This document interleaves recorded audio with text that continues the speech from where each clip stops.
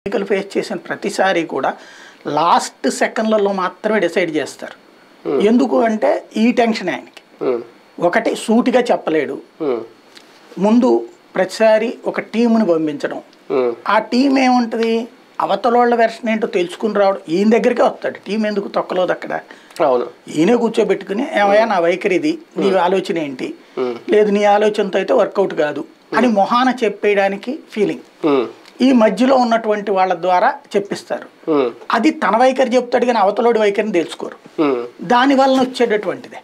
ఇక ఇంకోటి ఏంటంటే నిర్ణయం స్పష్టత ఉండదు. ఇప్పుడు ఈ నిర్ణయం తీసుకున్న తర్వాత ఈ మాట మీద నిలబడతారంటే అందులో గ్యారంటీ ఏముండదు, మళ్ళీ నిర్ణయం మార్చేసుకోవచ్చు. ఇదంతా ఏంటంటే మీడియా ప్రమోషన్ మూలంగా విజనరీ అయ్యారు కానీ విజన్ అంటే ఏంటి, ఇదిగో ఈ నియోజకవర్గంలో సో అండ్ సో వాళ్ళు పక్కా ఇతనైతే గెలుస్తాడు, ఒకవేళ ఓడినా ఇతను మనం కాపాడాలి, ఆ తర్వాతనైనా ఇతను గెలుస్తాడు, ఇతను నియోజకవర్గానికి అవసరం, ఇది ఒక విజన్.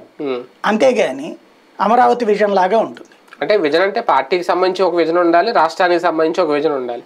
ఒకప్పుడు అవన్నీ ఉండే అనుకున్నారు, ఇప్పుడు ఏంటి లోపం, ఎందుకు అభ్యర్థుల ఎంపిక విషయంలోనే ఇంత అయోమయం?